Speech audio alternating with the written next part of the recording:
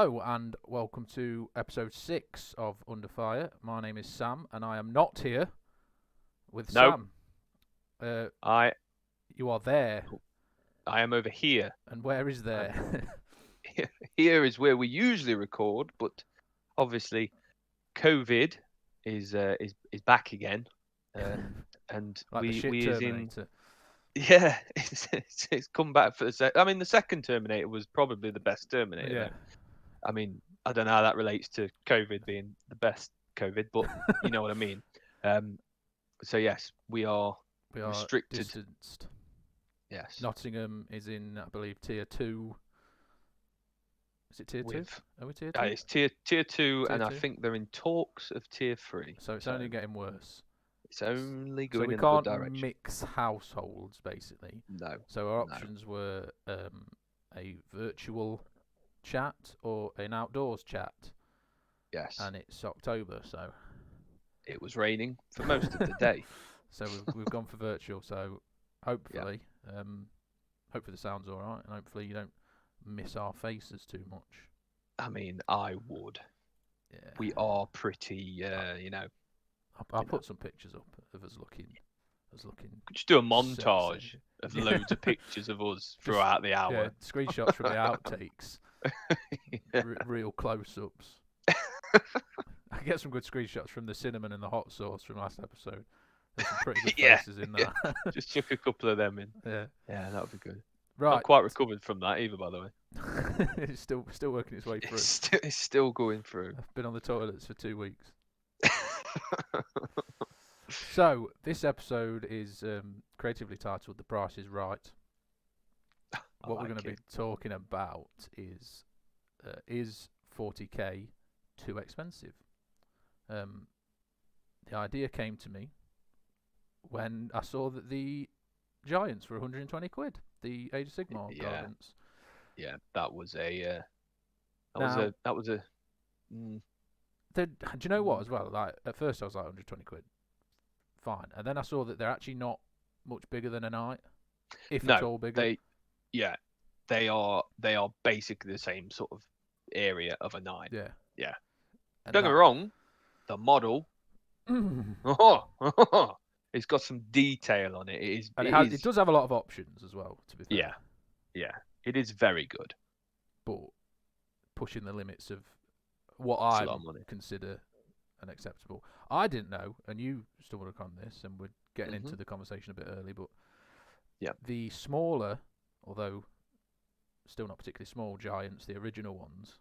Yes, the Gargants don't sell them singularly anymore. They only sell them in twos. No. Which you were peed off about. But then I heard the other day that the minimum number you can take is 3. So you have to buy 4. Are you kidding? Yeah. I don't know how true that is. I heard that on I think it was a podcast or something. So I may be misinformed because I've not actually checked. But if that's true, that's grim, innit? That's just so grim. It's cheeky. Well, like I was saying to you the other day, I was going to. I mean, I probably will, but I'll just make 2 of them now in the future. Do you know what I mean?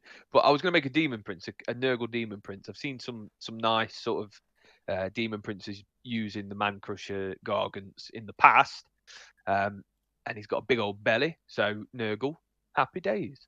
I got one on order.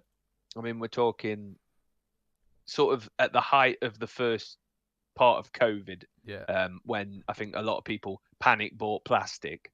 It was when I purchased it then, but it went out of stock. I think it briefly came back into stock for like literally. I got a notification for like 2 weeks or something like that, and I've just forgot about it. They obviously didn't get any in, and then they sent me an email saying basically that you can't buy him singular anymore. Would you like to? Yeah, basically, would you like to upgrade or would you like us to cancel your order? I was like, I'll think about it later. Yeah. Just cancel. Kind of gutted though. I mean, hopefully, I don't know. There'll be loads on eBay. If people bought 4, only needed 3, put the 4th one on eBay. Maybe. True. I mean, you are sort of saving money, I believe. I might be wrong. I can't remember if there was 35. I feel like there was actually £40 And what's the box for 2? And it's 75 for the 2. Okay, so there's a saving, I suppose. But so you kind of not if you weren't going to buy 2. Exactly. If you only wanted the one, yeah, that's not a saving. Anywho, no. we're getting into the topic. Yes, early sorry, doors. we're tangent. We are tangented already. Let's start how we normally start with some hobby progress. Hobby and progress. Purchases. Pledges. Okay. Doom Wheel. Yeah. Now, I haven't done it. However, I can't spin the wheel, so fuck you.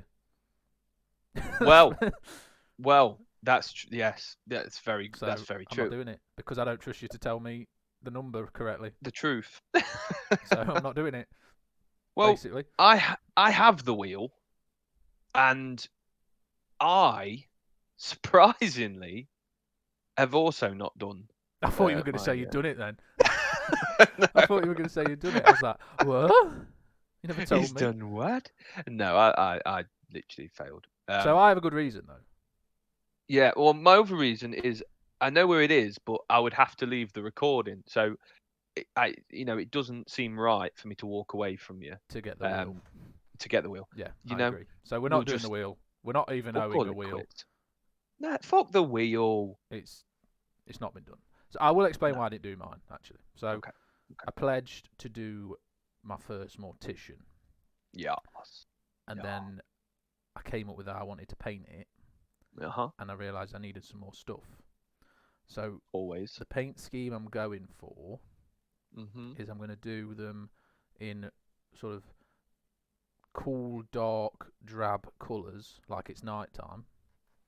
Okay. And then I'm going to have on the bases candles with OSL shining up onto them. Oh, that's filth. So you know when you were a kid and you got a torch and you put it underneath your face and it lit up from underneath. I'm trying to do that to give it like a creepy. In my head, vibe. In my head, they're playing Guild Ball at night. And they've just put candles around the pitch to light it.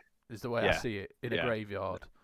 I like it. I did buy some gravestones to put on the base, but there's no room.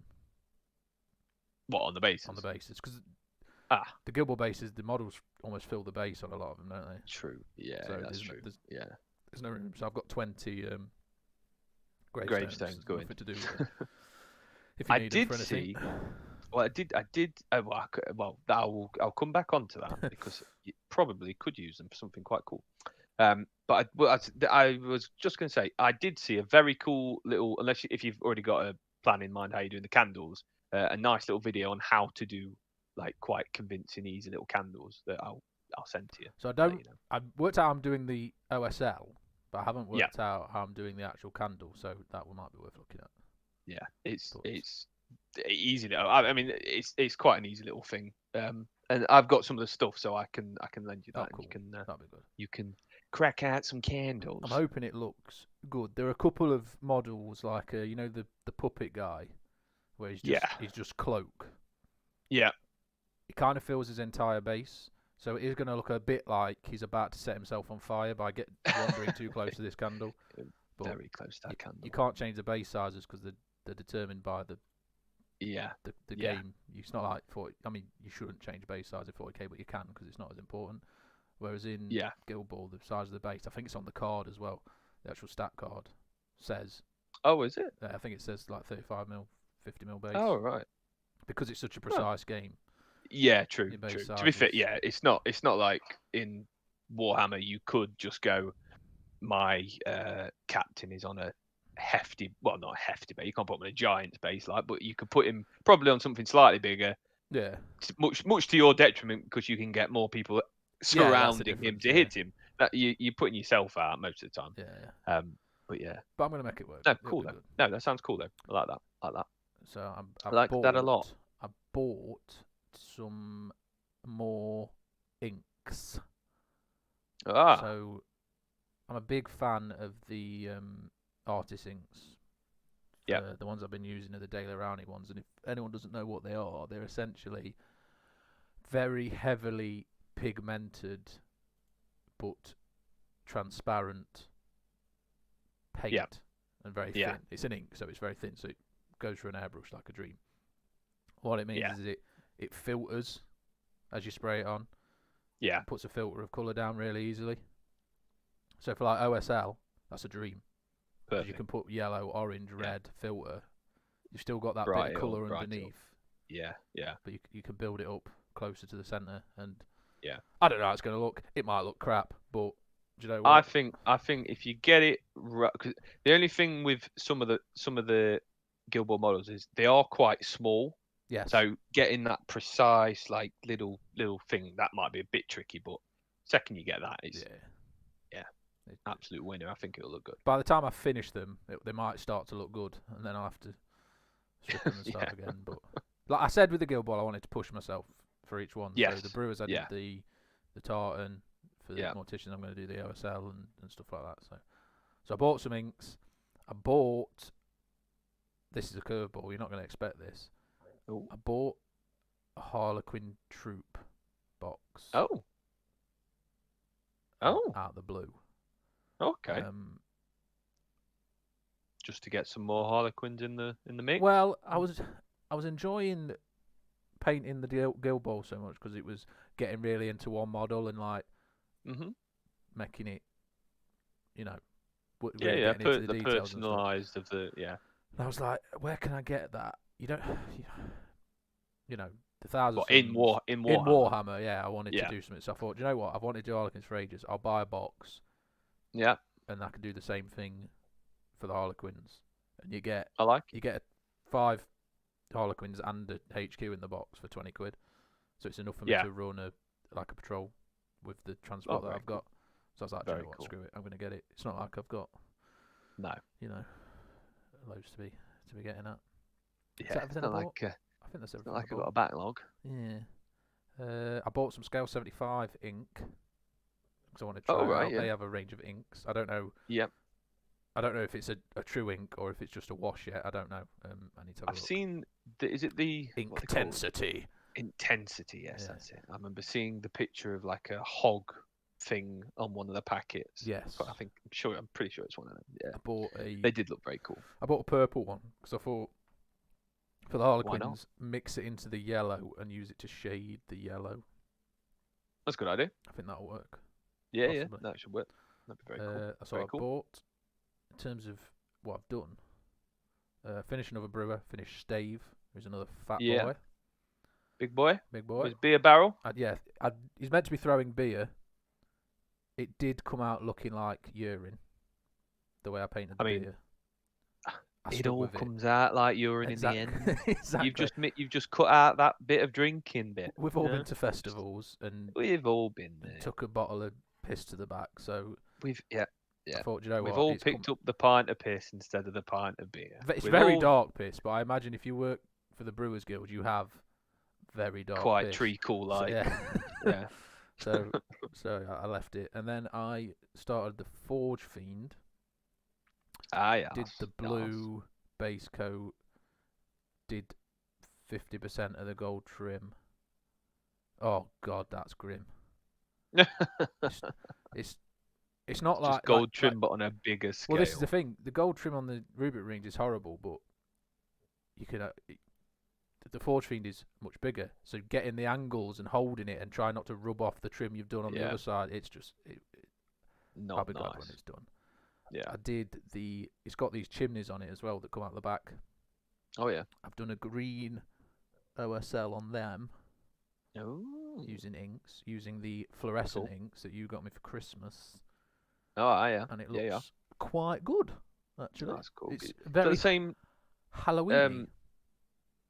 There you go. Very relevant at the minute. Is it? Is that the same sort of green effect then as your Leviathan's arms? Yes. Is that what the But I think I did it better this time. Right. I put in so the inks are great, but they have a tendency to go a bit glossy. So I chucked some matte medium in it. I had some matte medium knocking round, and a bit of matte medium in. It got rid of the gloss, and it looks a lot better. Oh, cool. It looks loads better. Okay. So another tip: if you're using inks, put some matte medium in. Bit of matte medium in. That is everything. I've tried that. That's everything I've done. That's the lot. That's the lot. Quite a lot. That's just quite not a bit. what I pledged. But, and I was going to explain myself. The reason I didn't paint the mortician before the pledge was because the candles turned up this morning. So for me to get it done by this evening would have been very difficult. You could have set yourself a challenge there. I could have. It would have, but no. But I knew you weren't going to do it, so. Well, I might have been lying. I'm next, and I'll. Okay. Well, no, you go then. No. What you doing? What you bought? So, painting wise, no, I didn't do my pledge. Nearly fooled you. No, I didn't. But what I did do, and now I'm not going to put any pictures up yet. I'm not going to show you any pictures of it, purely because right. Let me get into it. Basically, we're playing a lot of Guild Ball. We're a bit cray-cray on Guild Ball at the minute. A little bit. We put slight bit of money, only a little bit, into the game. Potential 4 digits. Right. So I was thinking, and I thought about this to start with, and I don't know if I'd seen a picture of one somewhere, but I wanted to basically make my own table. Now, Guild Ball, for anyone that doesn't know, I mean, we have harked on about it for about 4 episodes, so if you haven't even Googled it, Google it now. Basically, it is a football game, in essence, but you basically beat the hell out of each other as well. It's a bit like Blood Bowl, but football. Yeah, kind of like real football. Yeah, hand egg. Like soccer, basically soccer. So yeah, I wanted to make. I mean, we've really got into it. We really got quite carried away with it. And we have the league. We have the league. So basically, I wanted to make a table, and I just went out and got some wood and did it and made a table. So a pitch, yes, and a full pitch with grass and everything. So you've sent me a small snippet of a corner of it. I sent you a little moist maker. Yes, I did. How did you do it? Did you sand and then flock? Did you flock? Did you? Did you flock then, did you flock? Did you flock at all, man? Well, basically, I've took step by step of me doing it. I've gone from each stage and whatnot. It's basically just 2 pieces of MDF that can just slot together. Bit of balsa wood for a sort of an edging going around it. To be honest, probably will put the pictures up while I'm talking, just so you can actually see. It makes sense to. I'm quite proud of it. So yeah, basically did that for the base, and then just PVA the hell out of it. And yeah, I had, from when I did our paving out of the back, I had some very, very, very fine sand. I can't remember what it's called. I think it's called sharp. No, not sharp sand. I can't remember what it's called. Very, very fine sand. Basically, like the sand that you get from Games Workshop products. Yeah. For basing, basically.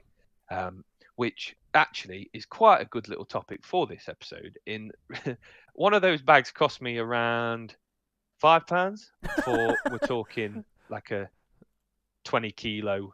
I'm gonna have to see 20 kilogram big bag. Do they still sell sand? I'm not sure, but I don't think it'll be a £5, and it's not 20 kilograms worth of. It definitely wasn't when it was before. I'm sure it was a £5 for the sand. I think it was. It was a tiny little tub, but that's just a little tip for you. Don't sort of just go into like a hardware store or something like that and get in hardware store. Is that? Did we say that? So American. Yeah, what happened there? I don't know. I don't know where that came from. You know what I mean? I don't know what we call them. What do we call them? DIY store. DIY sort of store. Yeah. Do we even say B&Q. store? We do say store, don't we? My brain's really going. Yeah. Just move on. Anyway, so they don't sell sand. I've had a look. I think they stopped. Do they not anymore? I think they stopped it when they did the texture paints. Fair dues. But it was definitely probably a £5, if not more. Yeah, basically. But if you're looking at, if you go on an eBay and stuff, just go and have a look in something like B&Q and something, because you can just buy a 22. I mean, if you don't need that much sand, fair dues. But it will last you an awfully long time for basing, and it will only be about a £5. I got a picture of you dipping a single 28mm base into a 20 kilo bag of sand. Just losing it. Right. So did that, based it all in sand, built all the layers up, made it a bit roughly. It's not quite flat. As it wouldn't be. Like it is flat, but it's, you know what I mean, it's got bumps and ruffles. Yeah, And yeah. I mean, I've collected over the years an awful lot of pieces of slate, Oh god. different basing material types, loads of different things. So chucked in around the edges, sort of, which you can see on these pictures, just some bigger pieces of sand and gravel and stuff like that for a bit more rocky around the edges. Chucked in a load of my girlfriend was like, when I'd explained to her what it was, she was like, so the edges, you never really get to. I was like, you don't get to the edges. If you do get to the edges, you're either running away or whatever. She was like, well, you need to make them look like they are so dangerous. You won't want to go near the edge then.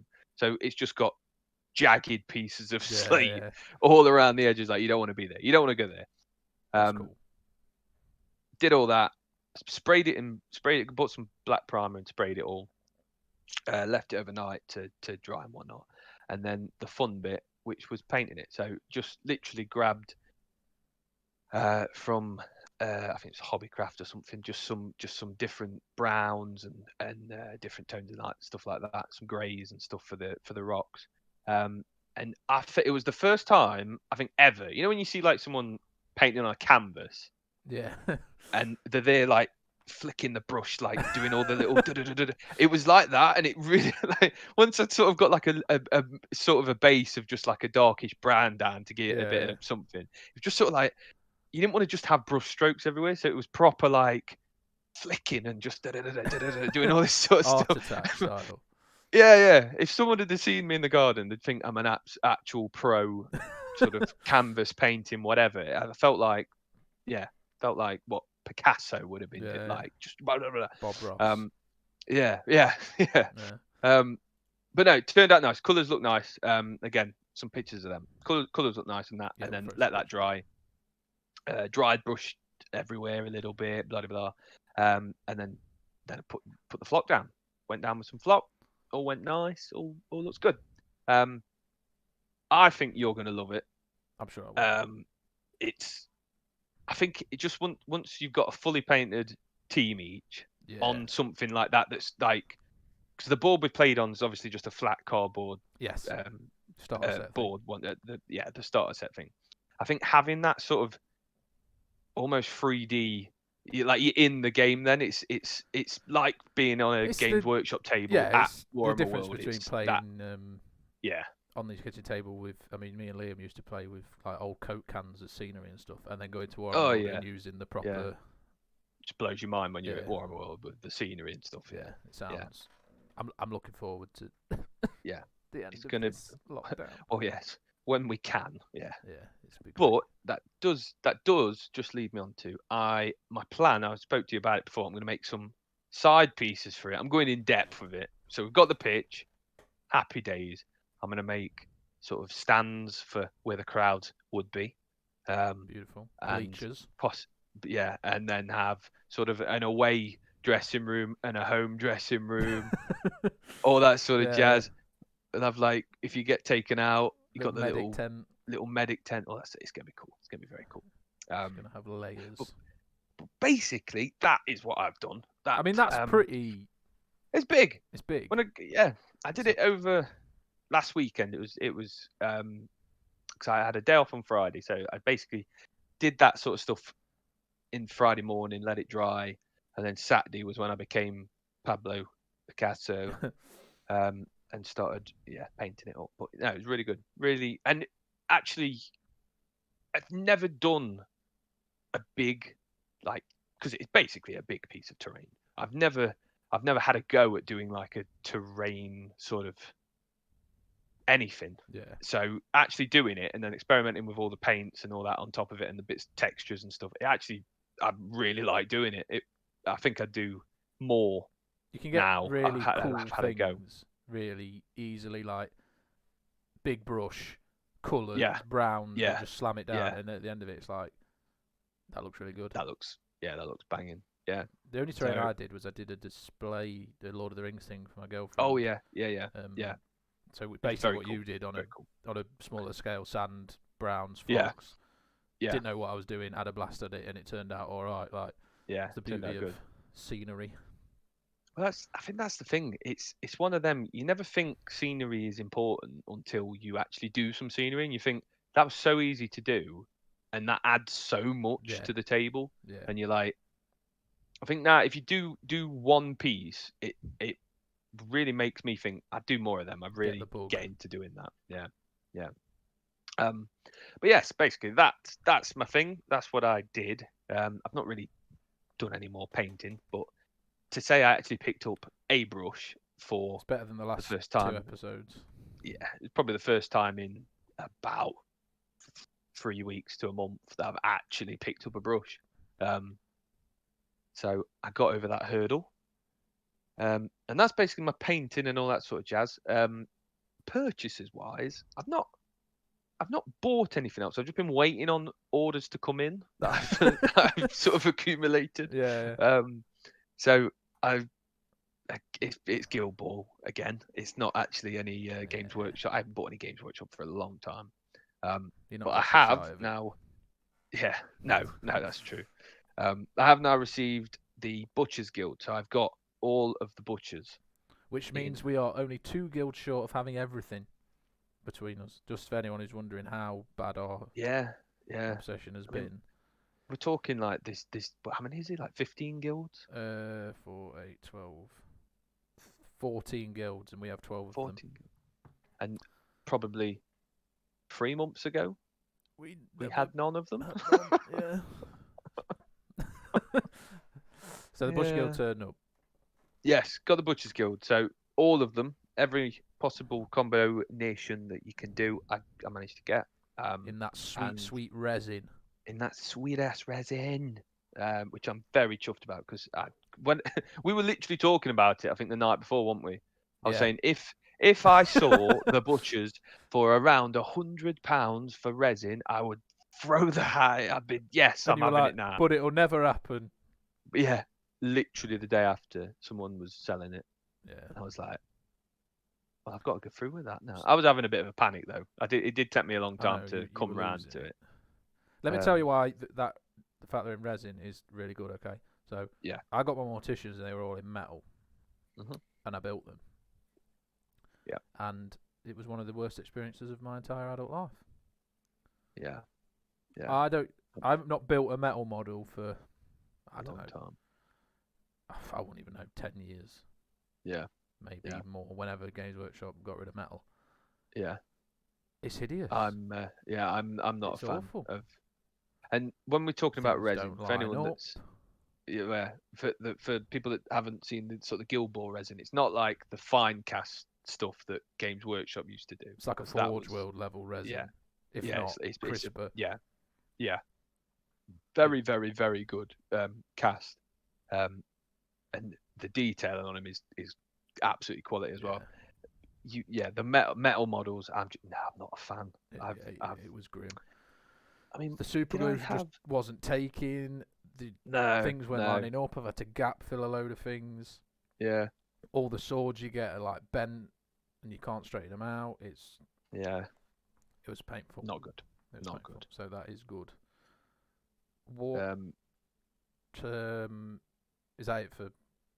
I'm just thinking. I'm just trying to think. I believe it is. Yes. Oh, I did get a few extra fisherman models as well, which happened to come in resin as well. Which I didn't know they were resin. I thought it was metal. So that were a Brucey bonus. Sweet resin. Because they're like gold dust. They are. Rocking horse poo. They are hard to come by them. So I'm very happy with that. But that is me rounded off, mate. That is it. Done. So that was it. Plan for the next 2 weeks. I've got mine in front of me. I'm gonna pledge. Yes. To finish my Forge Fiend. Oh. Because it's 40k, and I feel like if I don't finish a 40k model by next episode, I can't say that I speak on a 40k podcast anymore. So no, we legally have to change it to a Guild Ball podcast. So I'm going to finish the Forge. It's probably 50% of the way there. No, I'm being too polite to myself. It's probably 25% of the way there. Okay. But I should get it done. I think. Okay.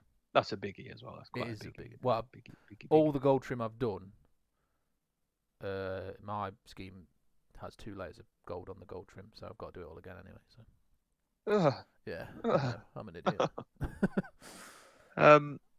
Right.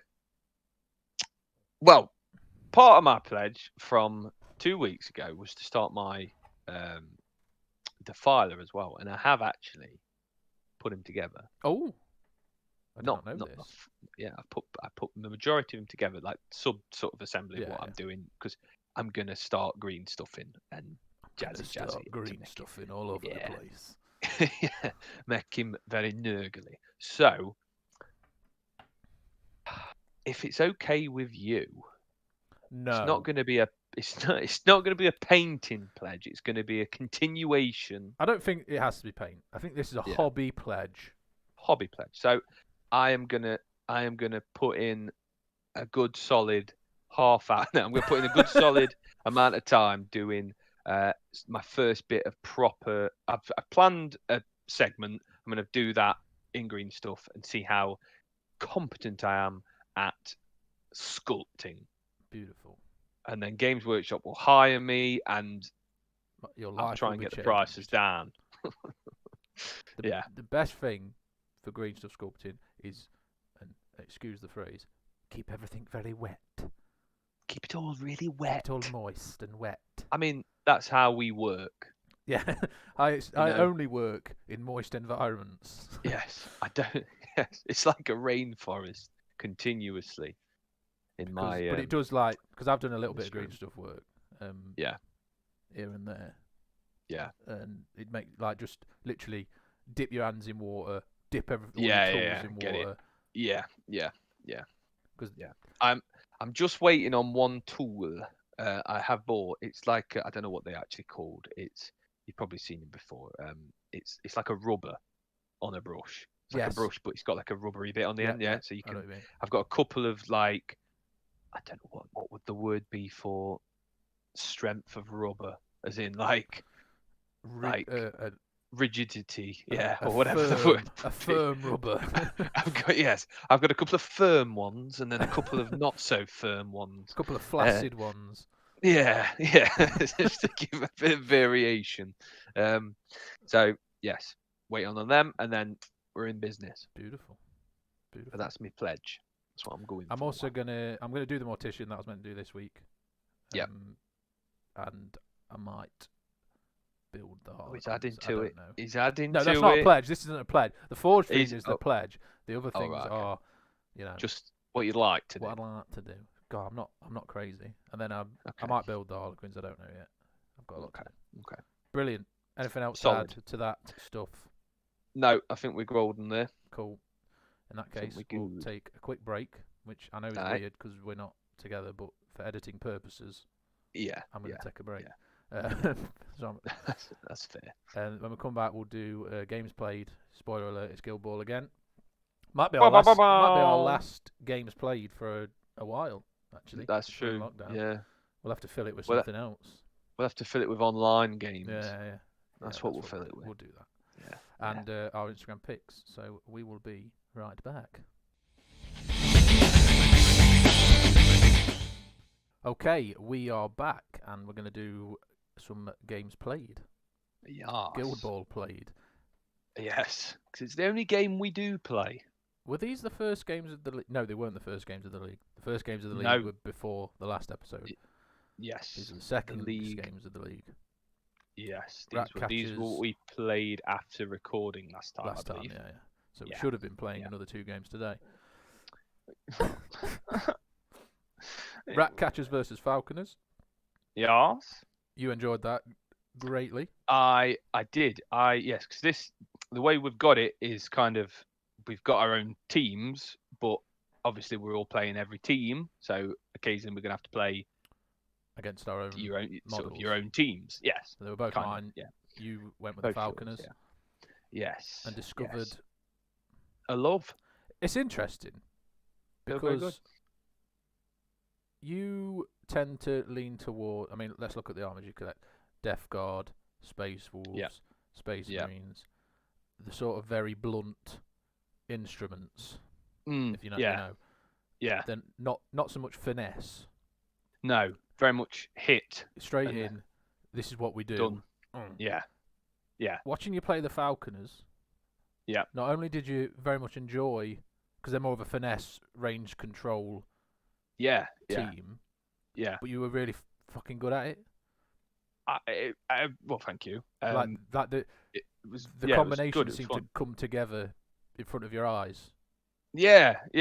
I mean, it's kind of one of them. Yeah, it's a weird one. It was sort of looking at it and not. It's quite easy with something like, say, I mean, I've not played them, but I assume like the Butchers, you're kind of in your head, you've just got that sort of, this is how it's going to work. You're just going to hit things. You just got to hit things. Yeah. But I think, reading the cards and then sort of, looking around, you're like, that actually could go with that. And it turned out nice. Yeah, it was turned out good. And you seem to enjoy it. It'd be interesting, like, yeah. Bring it back to 40k. If you were to try an Eldar army, would you find that fun? Because that same sort of finesse combo. Yeah. It's interesting. I mean, I've played with Dark Eldar before. Yeah, it's similar, but Eldar have got that proper combo. Yeah. There's more. Yeah, I know what you're saying. It'd be interesting. It's interesting that, like, because Eldar aren't your style in terms of how they look and the lore and stuff like that. No. But maybe the way they play. It's interesting. Yeah. That's it's a weird one when you think about it like that. Probably what I think I should like. I probably if you know what I mean, if you try the other thing, you actually prefer it. Yeah, it'd be interesting. So I got thoroughly. No, that was a close. Actually, that was a good game. Yeah, it went down to. I believe it went down to 12-10 in the end. Yeah, it was very close. Very, very close. You win at 12 points. And I had a character who was poisoned, and at the end of my activation was going to die, and I was going to lose. And I just trying to think of a way. Yeah, that was for like 10 minutes. Like, how can all I need to do was score? It's like, how can I do? A goal, and there was no way, unfortunately. Yeah. See, I'd looked. That was one of the things when I was looking at everything. I sort of clocked that very, very early on in like the. Because I think was it 2 turns? We did 2 rounds, didn't we? Yeah, I think it was only 2 rounds. Yeah. Was it 2 rounds? I think it was. I clocked that very early in the second round. I thought, if I can just get 1 goal, and then just because I had a lot of people on very low health, I was like, if I can just sort of survive to the end of this turn, and she dies, then I'm golden. So yeah. No, it's very good though. Very good. I really like the rat catchers as well. They're very. I like all the sort of manipulation in and all that. Yeah, I like that sort of stuff. Rat catchers and morticians are going to be my thing, I think. Although I seem to be a Brewers in terms of who I can actually play well with. They're the boogie team for me. We've not played everybody or that sort of thing, but I don't think I haven't won anything against the Brewers, and I think you've convincingly trounced every time as well. I think it's that captain. I think the captain I'm running is very good. The next Brewers game I'm going to use the other captain, so we'll see how that goes. Because I just want to mix it up. Yeah. The other game was 2 of your teams. Yes. Alchemist versus the Union. Alchemist versus the Union. And that wasn't so close. No, that no. The Union, for anyone that don't know, were originally like a mercenaries team, so their players could play for any team. And I don't know if you noticed this when you played them. They feel disconnected. Yes. That so the 2 sort of box sets that they did, the bloody coin, which is basically you just use the whole bloody coin box set. I think there's some good stuff in there, don't get me wrong, but there's a few very odd pieces, and it's like you say, you feel that disconnect, like the way the army is supposed to be is the way the team is supposed to be is disconnected, and they've all got their own sort of individual sort of things that once you bring them together, it's they can all sort of like go together quite well. But with that, it really feels like a proper disconnect. and it doesn't come together very well. Yeah, that was it. It's a weird one. Felt like there was no direction. No, this sounds like I'm talking like a football coach, but but we are in that regard. Had no synergy. But that's how it felt. It was like that is. Yeah, I agree. I know what you mean. Yeah, I think you played with that team as well, and you said the same thing.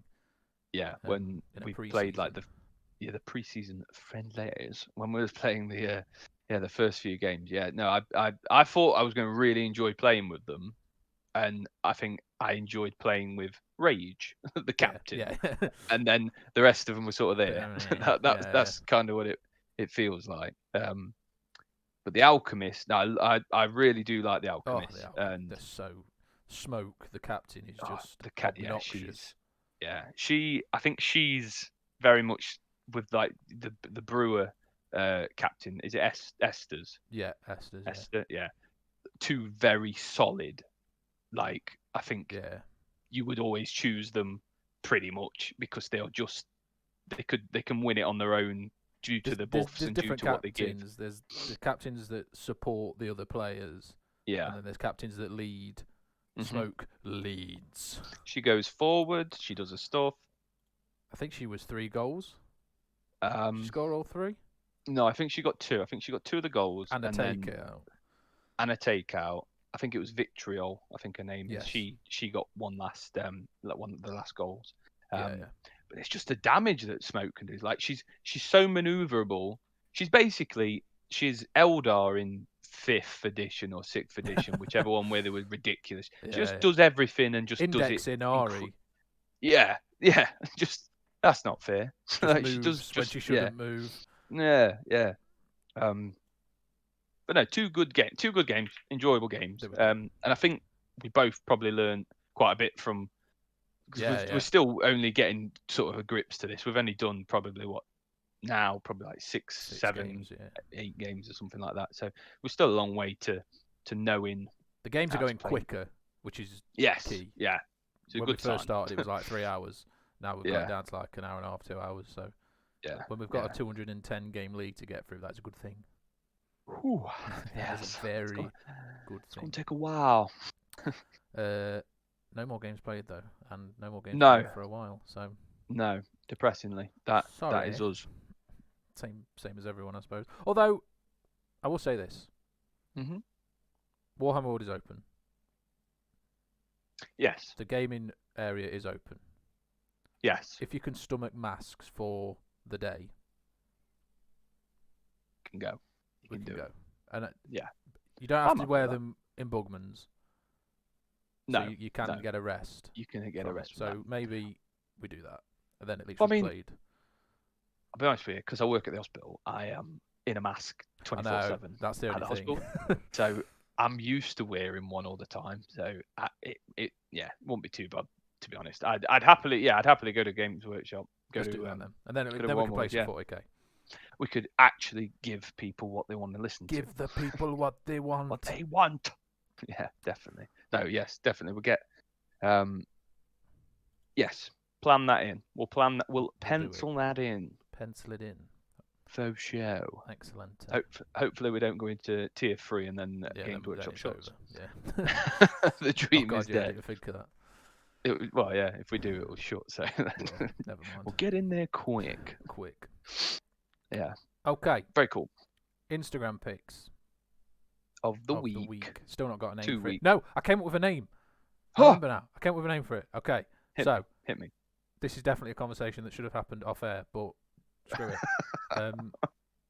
So our logo has got Magnus and Mortarion in it because it's an image that could resemble a legally dissimilar version of Magnus and Mortarion. Yes.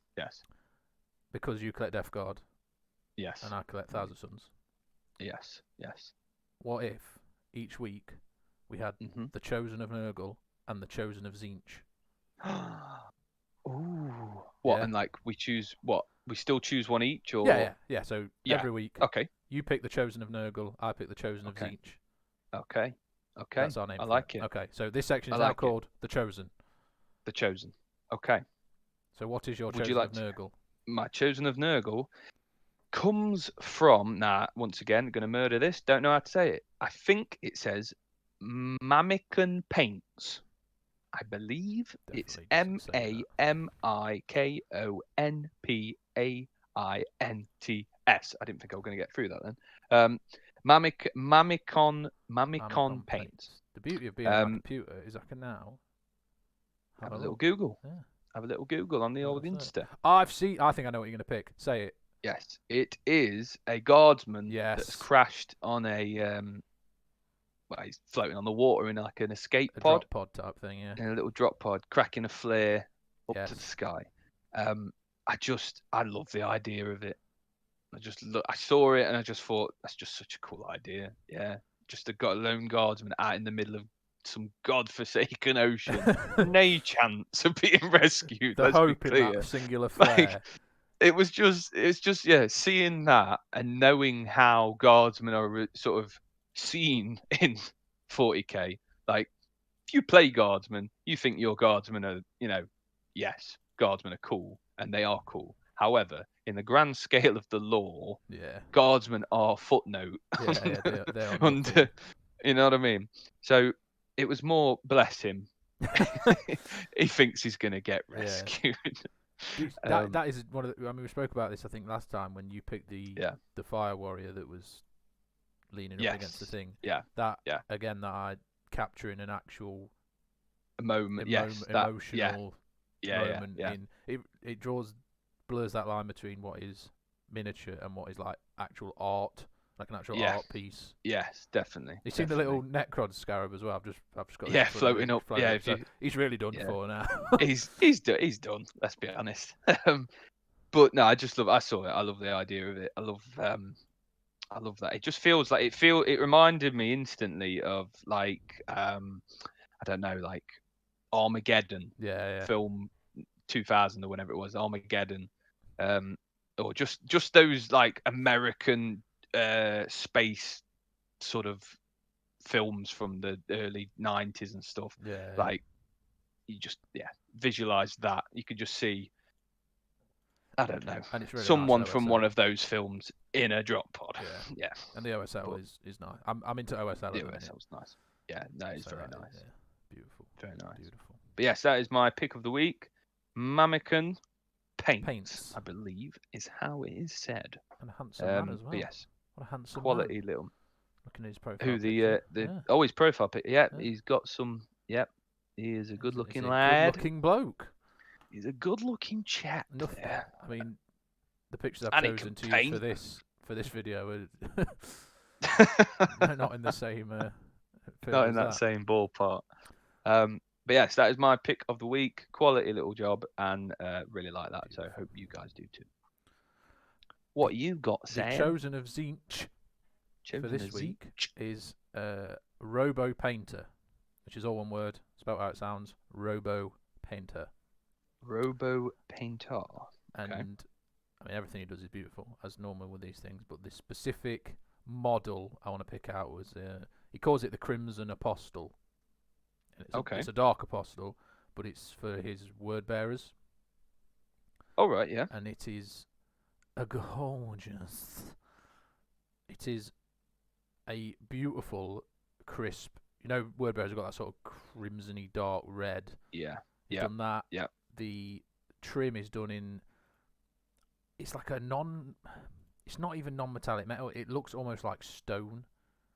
Oh, I think I've just got it up on my my device. Yes, I think I can see what you mean. It's like the Dark Apostle. The Dark Apostle. There's a picture of him with two other people, and there's a picture of him by himself. But if you go further along, his Terminators, they show the way he's done the trim, and it almost looks like granite stone trim, and I just think it looks beautiful. That's beautiful. And then he's done this green flame, which is like pops against, because you've got this warm red, and then this flame which is like dark green all the way up to a yellow.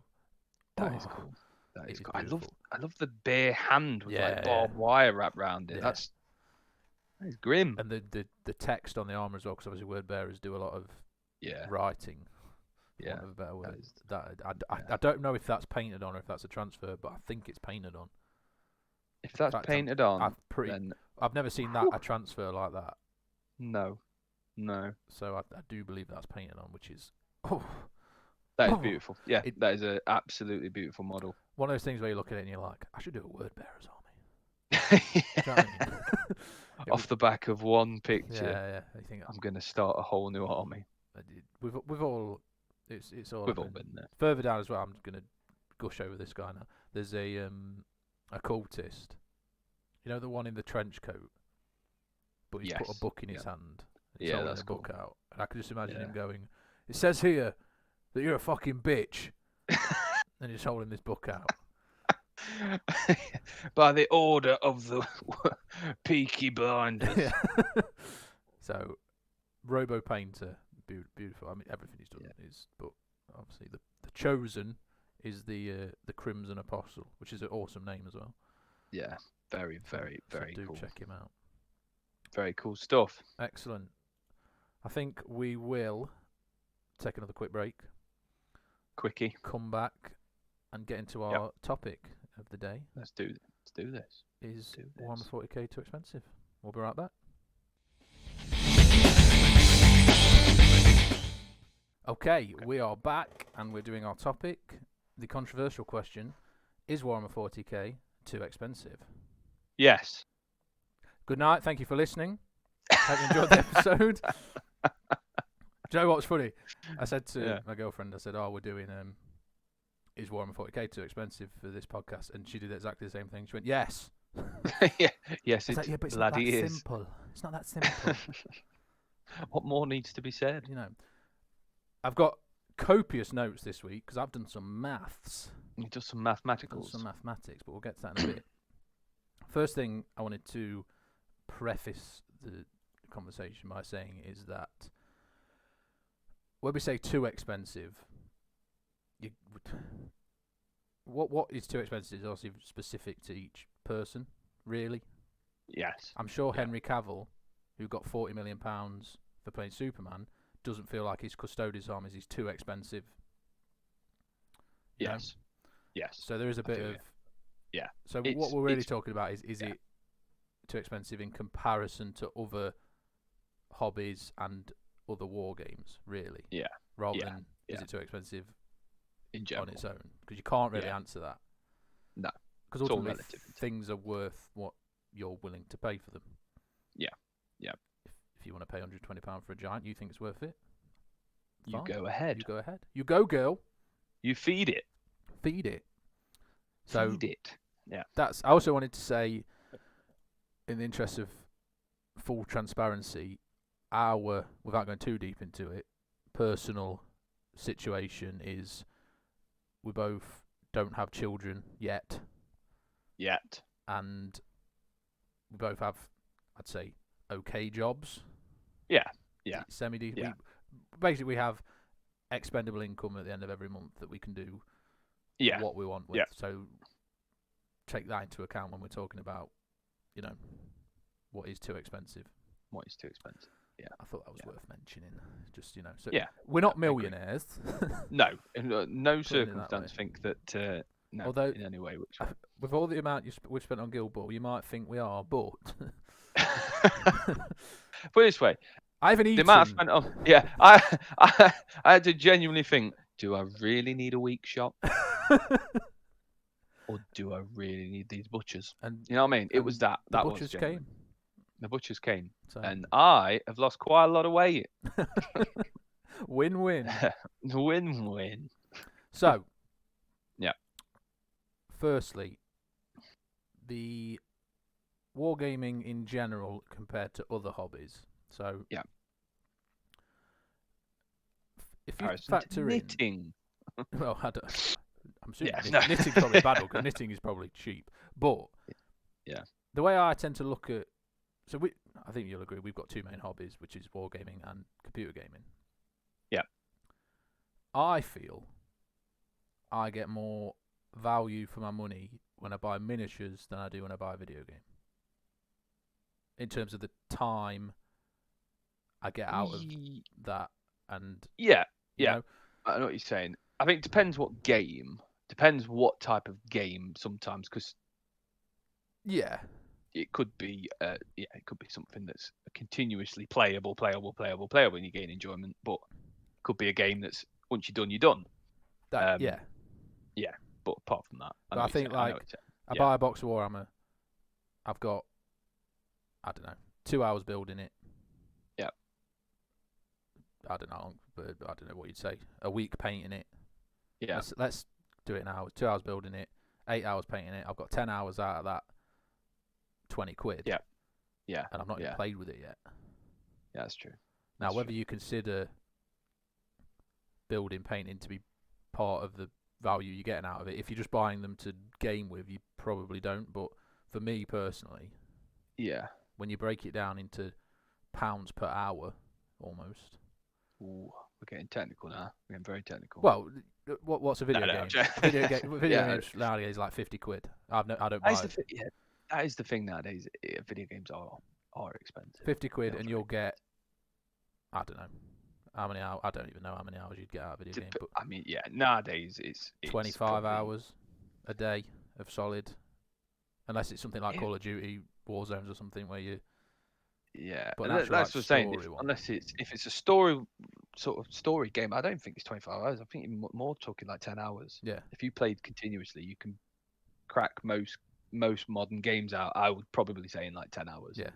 And then you're done. So I do feel like when you compare it to that, you get a lot more value out of what you're buying. Yeah. The same. I agree.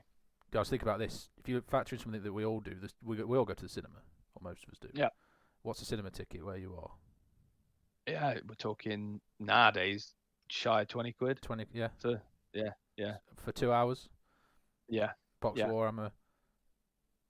Multiple hours of fun. When you look at it like that, yeah. So I think, although it's clearly an expensive hobby, in comparison you get a lot out of it. You get a lot out of it, and in comparison to other things, it's not as bad as you might think. The other one I thought about was like golf. Like I don't play golf. I don't know the first thing about golf, but I know that a set of golf clubs is not cheap. Ain't cheap. No. So I don't think, in terms of hobby, any hobby is expensive. You know, it's a luxury to do a hobby. It's not something you need in your life. Yeah. I think that it's how, because my girlfriend had started knitting. She did knit for a while. It's one of them. It's how much did it cost to get you into the hobby? Yeah. Is it a cheap startup hobby? Now, I'd probably say knitting. You buy a couple of needles and a ball of yarn or whatever and you're there. You're good. You're away. Yeah. You could Google nowadays. You can YouTube most things, and you can probably YouTube how to do it. With our hobby in miniatures, there's a lot more things you've got to buy to start it if you want to do. You know what I mean? It's. I think the startup fee is higher. Is higher for miniature gaming. Yeah, because you need paints, brushes, models, dice, ruler, friends. The most expensive of all. No, that's a good point. The actual starting price is sometimes a bigger hurdle for people than. That's it. Yeah, and I think it's that you get over. Yeah, it's one of them. If you're and ahhing, do I want to start, say, Warhammer, or do I want to start a miniature game of some description? That initial start cost could be the yes or no. Yeah. And with Games Workshop, say their starter sets. I mean, I don't know. What do you think about the starter sets? Is that do you want to go into my math? Because I've mathed this. Oh, let's go. Straight. So, break it down. I've kept it simple. Yeah. I've compared how much it would cost to get into 4 different war games. Okay. So, the thing with 40k is there's not that many comparable games on the market, really. Like, you can't compare 40k to Infinity, because Infinity is 6-7 models. Yes. You can't compare it to War Machine because that's a lot smaller. So there's not that many comparable games in terms of models needed. Because on the scale of because scale of most companies don't want to try and take on Games Workshop, so they do something a little different. Yeah. So I have got Kings of War, which you might be familiar with, is a square-based fantasy game based on the original Warhammer Fantasy, so it's similar in terms of size. Yeah. Conquest, which we played at Games Expo, which was it's another fantasy game, similar sort of size, and the Song of Ice and Fire Game of Thrones game. Yeah. That again is similar, although it is a bit smaller. Yeah. In terms of size, they're the only ones I could really think that were comparable in terms of what you needed to start. Yeah. So taking the bare minimum you need to start 40k, the rules are now free on the app, which is good. So you need a codex and a start collecting box minimum. Yeah. So I'm not including glue and shit like that because you need that for all of them. Yeah. So codex £30 now, the new ones. Yeah. Start collecting boxes floats around the £60 mark. Yeah. So it's a bare minimum to get in is £90. Now that is not a small amount for. No. If you're thinking about getting into something, you're not even sure if you're gonna like it, or if you're, we started as children. Yeah. When you're a child, you don't realise that you don't realise the value of money. No, I agree. But comparing it, so Kings of War, and this is where it's interesting because I was like, I came into this topic thinking, well, 40k is clearly going to be the most expensive. Yeah. It's actually not that bad in terms of getting into it. So Kings of War, £80. Okay. Conquest for like a similar amount of models and the rules. Yeah. Conquest starter set, which comes with all the rules and everything, is £85. And a Song of Ice and Fire starter set, which is an army and the rules, £100. I take it all back. So in terms of getting started, 40k is in there comparable. Is in there. Yeah. It's high compared to, like you say, knitting or something, Yeah. And that's interesting, actually. That's very interesting. I think it's clearly done on purpose. I think Games Workshop said, right, they've probably done a similar thing to what I've done here, but just on a much more detailed level, and gone, we need to be comparable. Because getting people hooked is the. Oh, that's once you're in. You're in. I believe your soul has been granted. And you're in. Yeah, I agree. You're involved. So I do think that, because then, let's carry on with maths. Then I've done a similar thing, but I've done it for full armies. Okay. So I did. This is interesting. So 2,000 point army. I took 3 army lists I found off the internet for Space Marines, Eldar, and Orcs, 3 for each. Calculated an average. 2,000 points. 2,000 points, which is roughly a standard size game. Yes. Space Marines average was £438 for a 2,000 point army. Okay. Which is far lower than I thought it was going to be. Yeah, I agree. Yeah. Eldar, £459. Oh, so very close. Very close. Yeah. Which is largely because the Space Marine stuff is newer. So there's less Space Marine models, but they're newer models, so they're slightly more expensive. Right, yeah. So actually you are getting more plastic for your money with the Eldar. With the Eldar, yeah. Orcs, £559.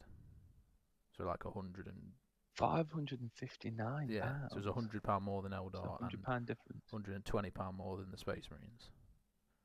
You see that? The Orc, I would have had them cheaper. It's just the sheer quantity. I don't know why. Like all the lists were like 90 boys. Yeah. I suppose what's that? 30 quid? Is it? Are they still 30 quid? I can't remember. It's like 10. I think it's 25 for 10 or something. Right. Okay. So it adds up. Yeah. So it came to an average £22.50 for 10 Orc boys. For 10 Orc boys, so 90 boys. That's £22.50 times 9.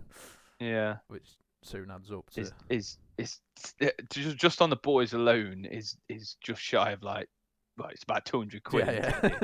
Yeah. Actually, just on boys. So it can add up. Yeah. So the average average army price came out at 485 quid, so around the £500 mark.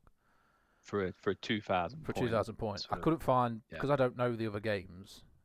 Yeah, I found it difficult to compare, but I did come out with roughly Kings of War 366 quid, A Song of Ice and Fire 300 quid. I don't know how accurate that is. Right. Okay. So the actual the full army prices, that's where the increased cost is coming in. Yeah. Yeah. But it was just interesting. I wanted to see the actual numbers before I went in and started slagging off Games Workshop for being overpriced and charging too much. The key point is Games Workshop are making the best models. So by far. So, I mean, no offense to anyone else that makes models, because don't get me wrong. I mean, before Guild Ball stopped doing stuff, I would quite argue that some of their resin casts, newer resin casts, are some fantastic models. In the same vein, pricey. Guild Ball was pricey. Still pricey, yes, you're right. What was 6 resin models was like 60 quid, 55 quid. Yeah. So you pay for what you get. It's true. Yeah, I know what you're saying. I mean, I think we thought about, you mentioned actually doing this sort of as a bit of a topic. I think it was the shock of the new, so the big Gargant was a shocker. 120. 120 quid. It's just, I mean, when you think that the Indomitus box set was 120 quid. Jesus, I didn't even think of that. Yeah.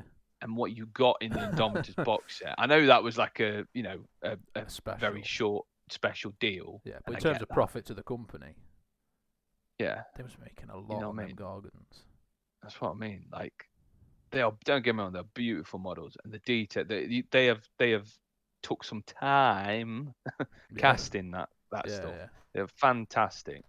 I tell you what really got me was the new Lumineth stuff. Yeah. That hit me a little bit, because was that pricey? I didn't.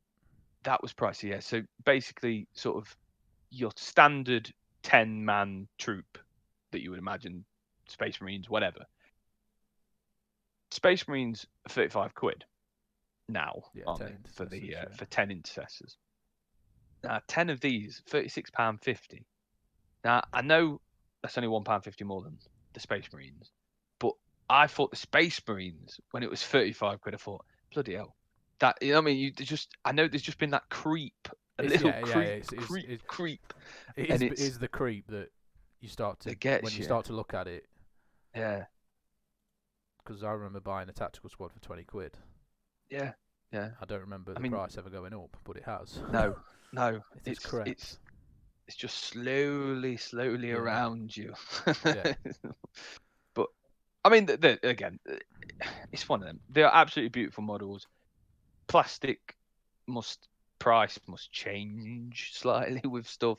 It's gone up. The casts are far better. They're obviously using different machines, different.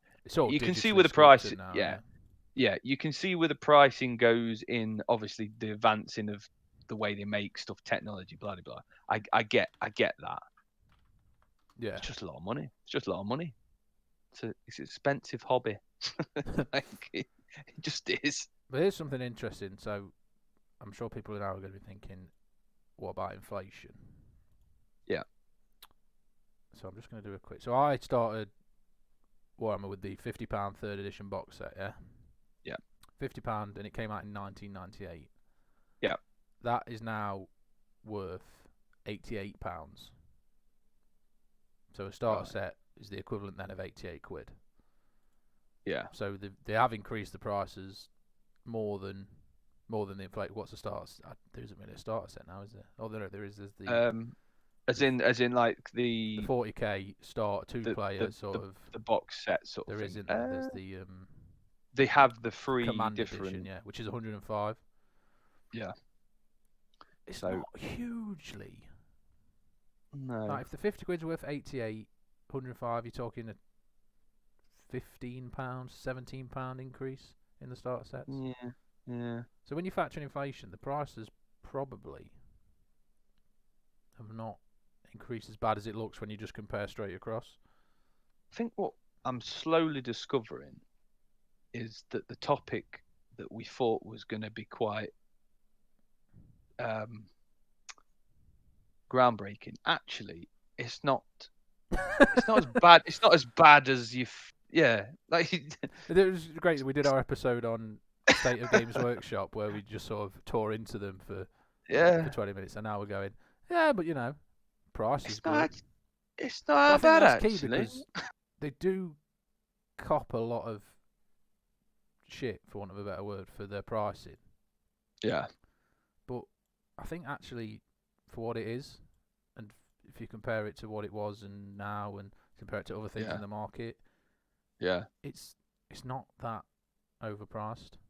I don't think it's you're paying for the top quality models in the industry at the minute. You're paying for the way they go together now, building them. Having built some Guild Ball, I really do appreciate now how well Games Workshop models go together. Yes. And it must be, I agree. I can't even begin to fathom the complexity of taking a sculpt, breaking it down into the individual parts, and working out what would be best. Like when you look at some of the newer models, where the joins are on things. Like when we first started out, you got your Space Marine, and it had legs, 2 arms, 2 halves of a torso, and a head, and it went together like that. Now you get them, and it's like half the body and the leg is a piece, and that slots into the crotch and the belt, and then the other leg slips into that gap, and it goes together. It's such a it's, and the mold, the sort of join lines are all hidden, and like the amount of time and effort that must go into that.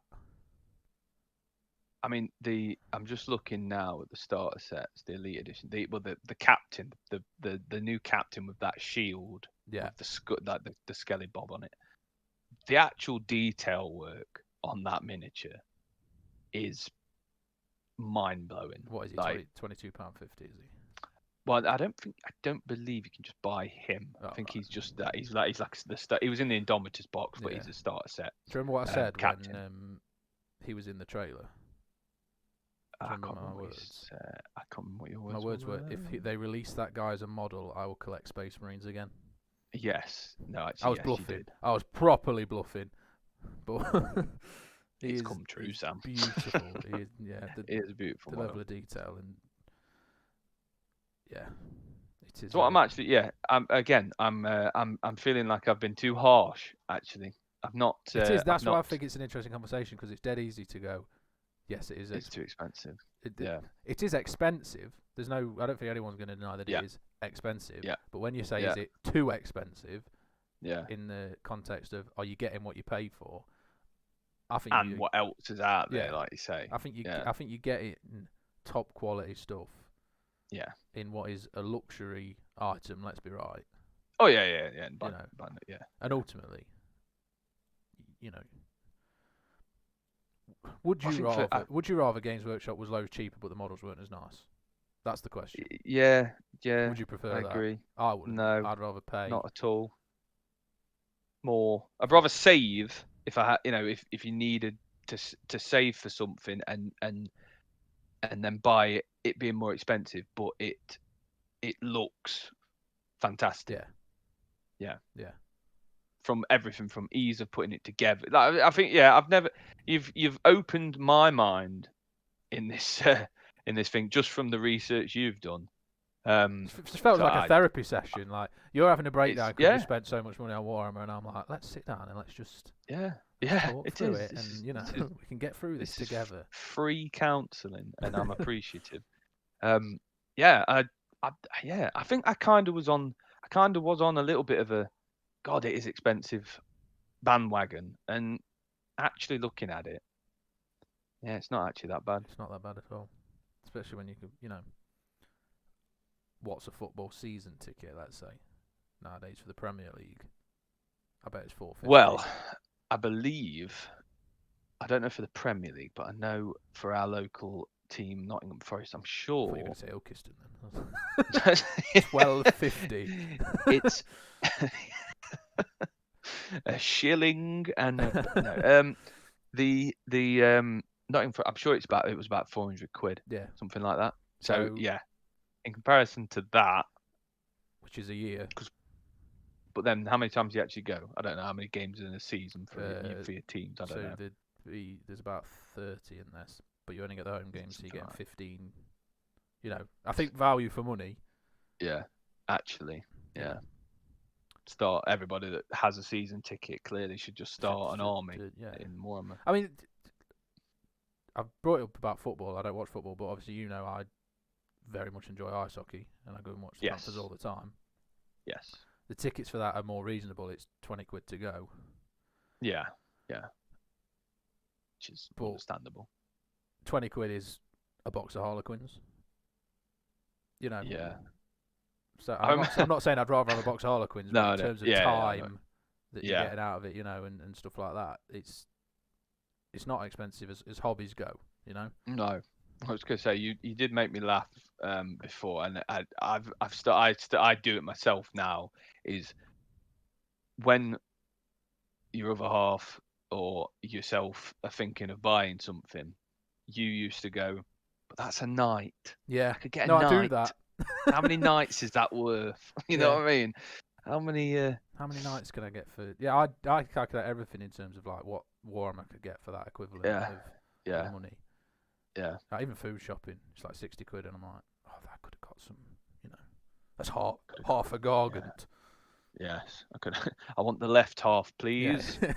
Yeah. Yeah, I do that. Does your other half know how much you spend on Warhammer? No, not really. I mean, God. Over the years, I think. Oh no, I wouldn't. No, I would never calculate that. It's. I mean, it'd be. I think for anybody that's in this hobby, that's hardcore in this hobby and has been doing it for as long as we have, it'd be a scary prospect.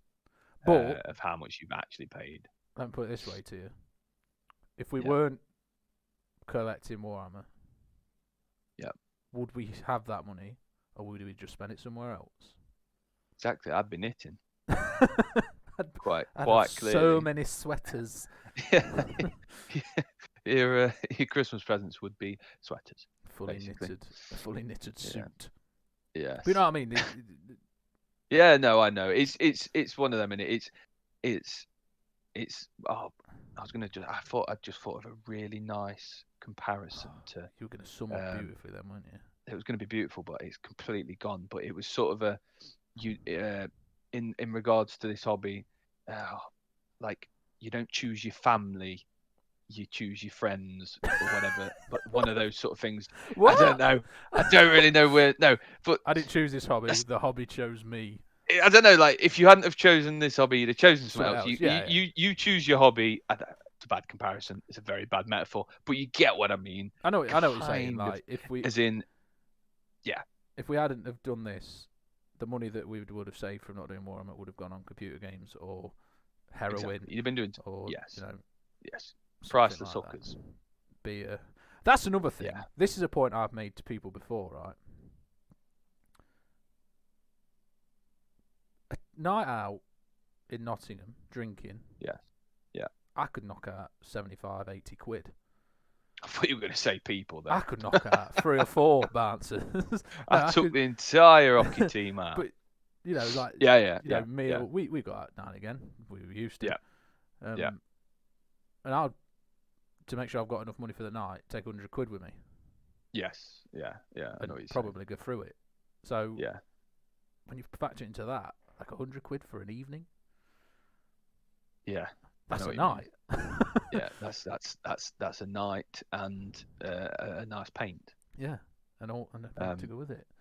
Yeah, I know what you mean. Now you've said paint. Yes. That's led me to something. Okay. Cool. I know we've been very nice to Games Workshop about the price of their models. Yeah. But those tools and the little accoutrements that go with it, brushes, yeah, stuff like that. No, you go too far there. Yeah. You go too far. What's a brush now? Let's have a look. I like being on my computer. I know we can. So a layer brush, $4.90. I've used. I mean, I'm not a snob, right? But no, Citadel brushes. they're realistically, not, you get one they're not use out of it. Yeah, they're not the best brushes. You can get what they called Artist Opus for 12. I think they're $12.99 for one, aren't they? About £12. Yeah, you can get, and it'll can last you. Yeah. A lot longer, Yeah. and it'll do a much better job. Like that's where they seem to cheap out, I think. I mean, yeah, they're definitely, it's a miniature company, and then they've sort of bolted on the paints as well. Is a brush. I mean, the paints. Don't get me wrong. I think the paints are some of the best paints to work with. I'm a some Vallejo of them, man. Some of them. I know you like your Vallejo. Like I mean, I love scale. I've got quite a lot of scale 70, 75. There's nothing wrong with Citadel paints. I'm not saying no, not at all. They are deep, but I think I hate the pots. Yeah. I hate the pots. Why? I think it's to do with like product recognition on the shelf. Yeah. See, but they used to have those. They used to have them even better. Do you remember the older pots? Like, we're going back a bit, but you flicked the top. Of the plastic the thing up, and it was like an actual lid. Yeah, so it was like between the. Do you remember the horrible twist ones that used to tear your hands? Oh jeez! I used to put them under hot water. To get them open. They were grim. But between that and what we've got now, there was a black plastic top, flip up, wasn't there? And they were quality, because the annoying thing about them now is you flick it up, and unless you like snap the back down, they just close. Yeah. Do you know what I mean? So those ones you had, but do you know what I've got? I've got a bottle of Scrag Brown, right? Yeah. And paint is built up around the rim, if you like. Yeah. And every time I close it and I push down to click it, paint spurts out the back of it. And it is the most frustrating thing, because I swear to God, one day I'm going to be doing this creamy blend that I've spent hours on, and I'm going to spray it with Scrag Brown. Can you just say that again for me? I'm going to... the creamy bit. A creamy blend. Yeah, just the way you said it, I loved it. I do a nice creamy blend. And I'm going to spray it with Scrag Brown. And when I do it, I'm going to take a picture of it. I'm going to tweet Games Workshop. And I'm going to tell Look what you've made me do. I'm going to tell them, because it's every time I do it. When I do it, I put my hand over where I know it's going to spray out. Yeah. And my hand gets full of Scrag Brown. And there's no way around it, because I suppose I could piddle off all the crap that's built up, but I don't think that'd help, actually, because of the way the lid is. But it's so annoying. It's not what you want, though, is it? And then I just get my little Vallejo paint, drop it out on the palette. Yeah, a couple of drops. Yeah.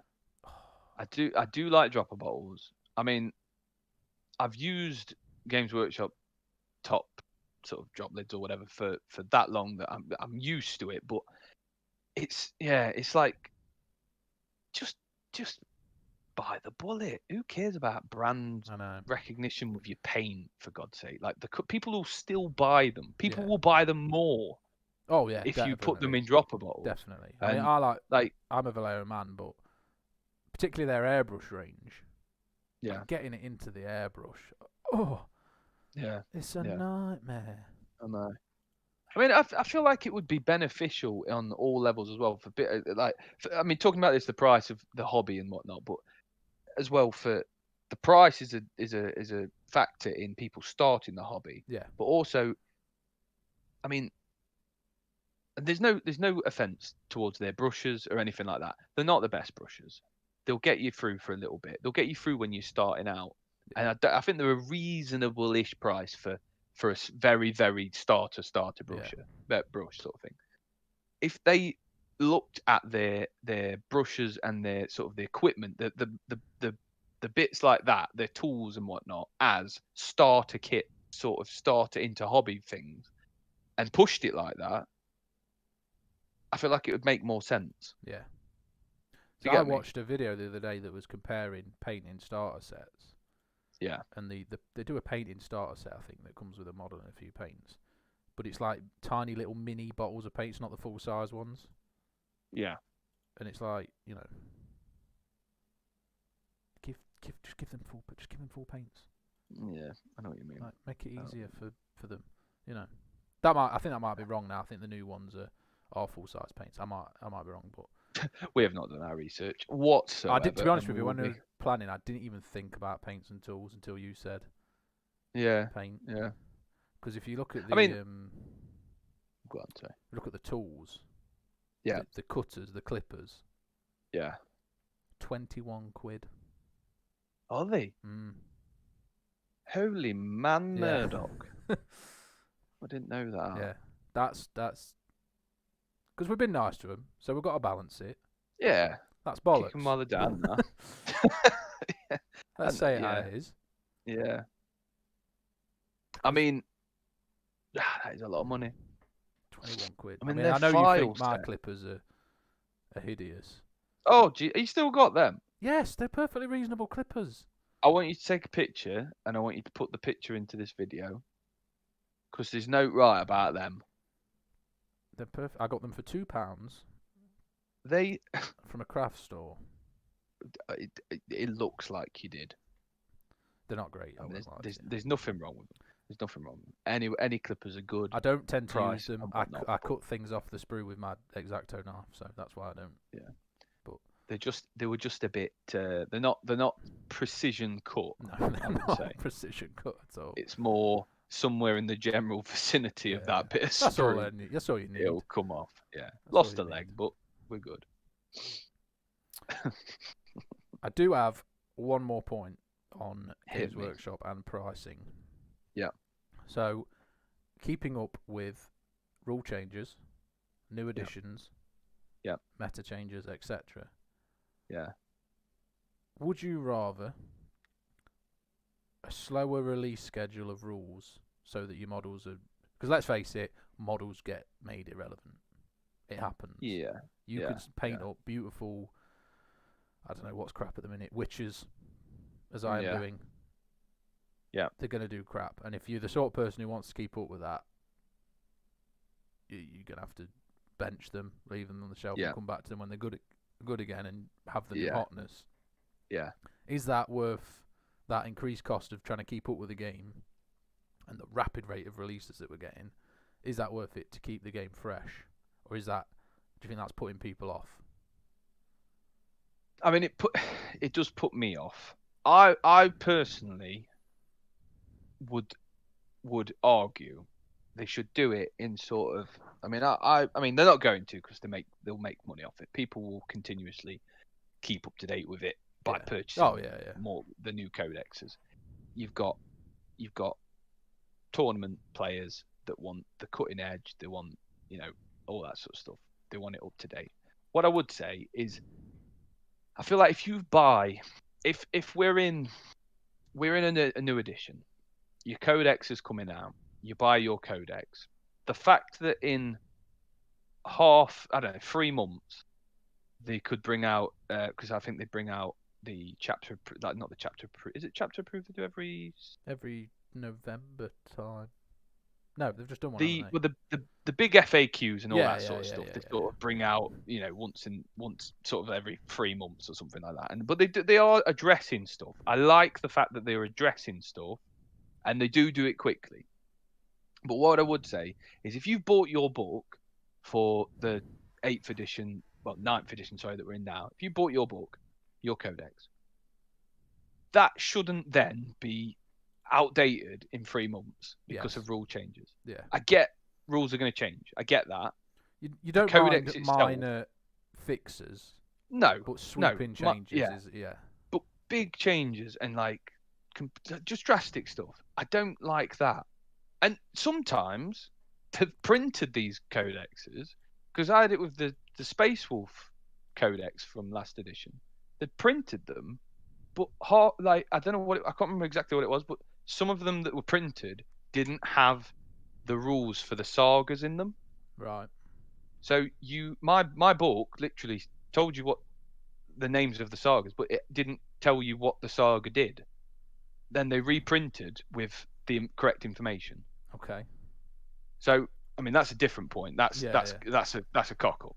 But it does really frustrate me. You buy a book, and then within a couple of months, it is surpassed, thing. and And you're they're not having cheap to have. books. No, they're not cheap. It's £30 a pop. Yeah. I mean, the only way you can do that now is probably digital, so you haven't got to digital. keep doing it like that. I Yeah. don't know. I don't know. I I think know. going back to Guild Ball, which is, as all things do at the minute, we go back to Guild Ball. We resolved to, yeah. One of the reasons I've been so not keen's the wrong word, but so quick to put in a lot of money to this game, is because I know the game is done. Yeah. And nothing's going to change. I've got the models, and I can play with those models from now until the end of time. There's not going to be any, and maybe that's in the long run that might be a bad thing because eventually it might get boring. I doubt it. We've got a lot of guilds, but there's a lot, but it's because stability not necessarily a bad thing. No, it's a relatively balanced game. Yeah. Like I think it's extremely balanced. Yeah, it is very well balanced games. Like everybody could beat anybody, and there's no Space Marines are just going to trounce, or this army's going to trounce. Yeah, that's it. It's clearly built into the game. With Warhammer, that is quite clearly built into the game. The constant updating. Yeah. It's the fact that like they know that they're gonna the whole Space Marine malarkey that was coming out was gonna be, let's be honest, broke to start with. Yeah. I see what you're saying. Yeah, there's a level of making the new stuff more powerful. On purpose. No. I think that is true. And that's one thing that just has always sort of annoyed me with this constant change to everything on top of everything, and then sort of the overpowering of one thing makes everybody else suffer. Yeah. It's on top of all these extra costs. Yeah. You see it in other things, like we play Heroes of the Storm, the MOBA. Yeah. And the new characters, when they were actually making new characters, were always slightly more powerful, and then a couple of weeks later, nerf. Tone it down. Yeah. So it's not something that's specific to Games Workshop. Oh no. But I do think they're a business at the end of the day. But I do think you're right. It's bad for the game. Yeah. It's an area where the need for them to make money, which obviously they do need to make money, is damaging to the game as a whole. Yeah, I think it's that balance of, yes, you've got to make money, but you did also create a product that you clearly at some stage, not saying they don't now love the product, but it's sort of in comparison people are making again, those decisions. I think there's obviously a subset of Games Workshop that are money men, probably don't even play the game, Yeah. And they're saying, here's what we need to do to make more money. Yeah. Those decisions are probably not coming from the guys we see on the podcasts and stuff, No, of course not. No. It's it's interesting. It's a vicious cycle. It's a cycle, but we know what? We're just gonna keep buying it. I'll buy it all day. They put something in front of me, I'll buy it. I mean, I do think, but it's an interesting point because there are times when.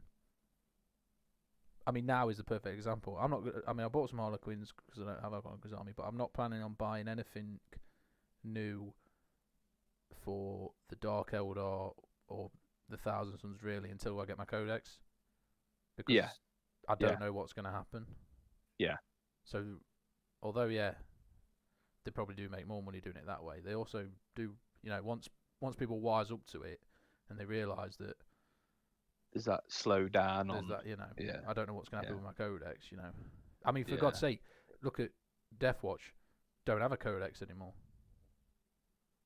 Yeah, it's a supplement now, which whether that's a good or a bad thing for the army, I don't know. But I don't know if Thousand Sons are going to have a Codex next year. It might get merged in with the Chaos. Could be. And I'd be very unhappy with that. Death Guard, you're all right though.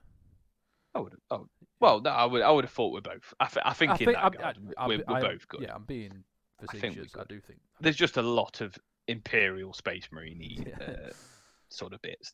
There was a lot of supplements. Yeah. I mean, we could talk for hours about this sort of jazz. We could, and we're literally coming up to almost a 2-hour podcast, so maybe we should sum up.